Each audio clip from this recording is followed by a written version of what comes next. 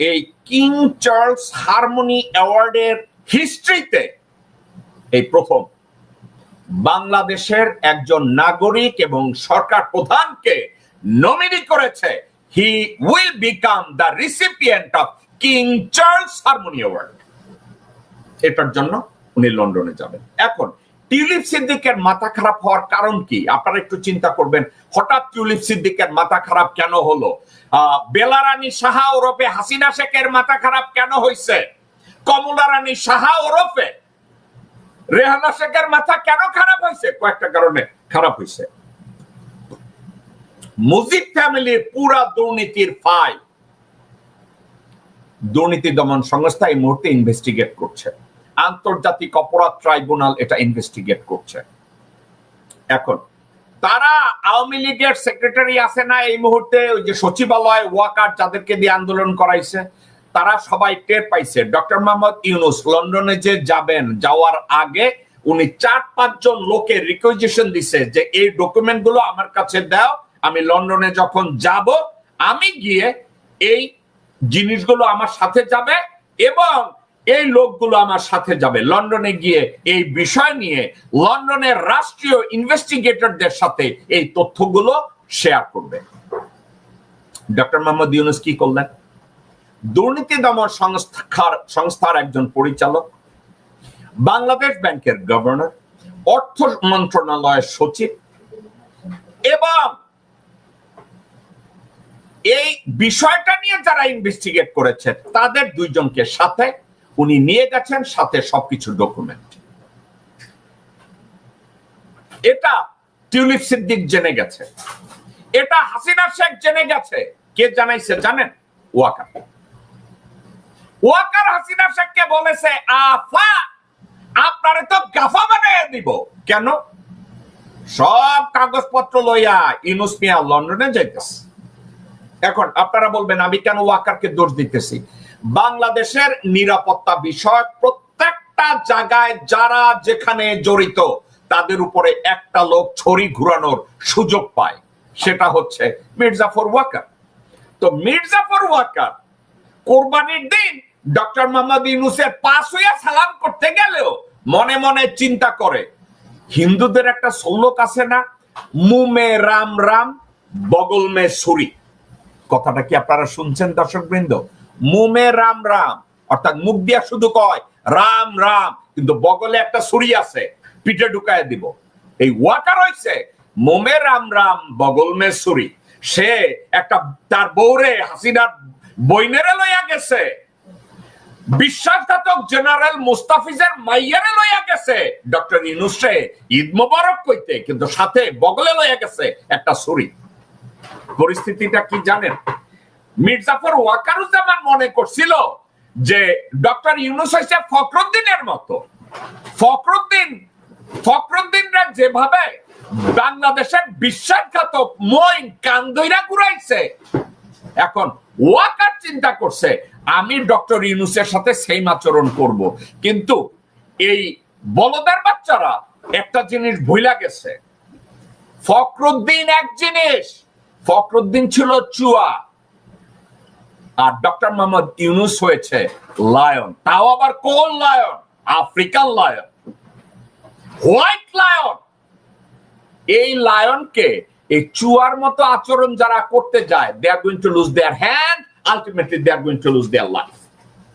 এখন এই ওয়াকার হাসিনাকে জানাইছে, রকে জানাইছে যে ডক্টর ইউনূস সাথে করে কি কি নিয়ে যাচ্ছে।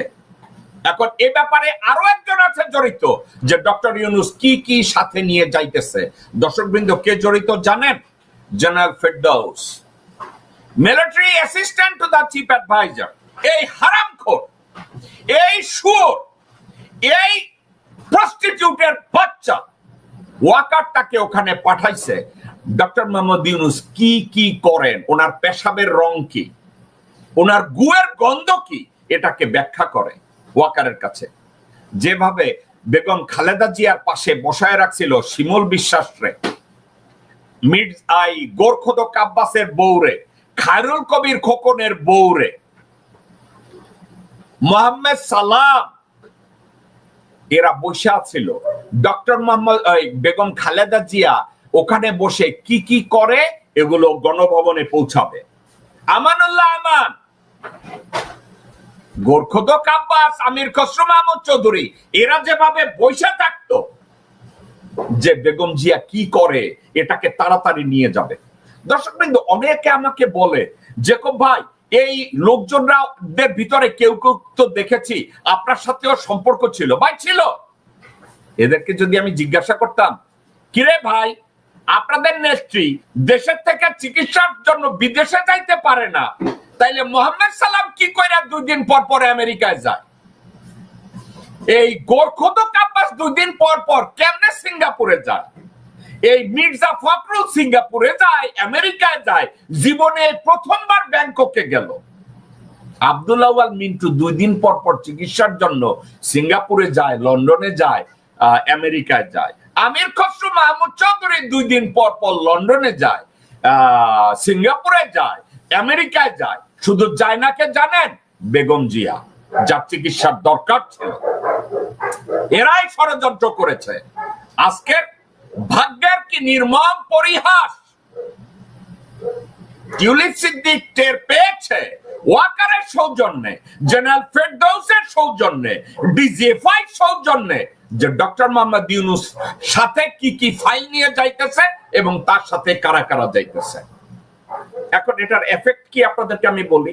তারা লন্ডনে যাবে, লন্ডনের ইন্টারনাল ইনভেস্টিগেশন এজেন্সি এবং জুডিশিয়ারি তাদের সবার সাথে শেয়ার করবে টিউলিপের বংশ পরিচয়, টিউলিপের নানা কি করছে, টিউলিপের চাচা খুনি তারেক সিদ্দিকী কি কি করছে, কোথায় চুরি করছে, কোথায় গুম করছে, টিউলিপ কি করে এত ধনবান হয়েছে, সব হিস্ট্রি গুলো ওখানে যাবে। টিউলিপও তার নানার মতো দুর্নীতি মন্ত্রণালয়ে মিনিস্টার হয়েছিল, ওখান থেকে বক্কাটা গেছে তার নানার মতোই 6 মাসের মধ্যে, কেন বক্কাটা হয়ে গেছে গা, এখনো এমপিত্ব আছে। এই হারামজাদির কত বড় সাহস, অধ্যত্ত! সে তার টুইটারে লিখছে, meet me at the parliament.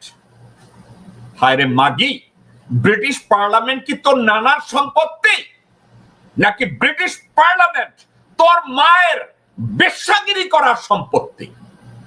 Tulip, তোর মা সালমান রহমানের সাথে ঘুমাইছে না সাবের হোসেন চৌধুরীর সাথে ঘুমাইছে?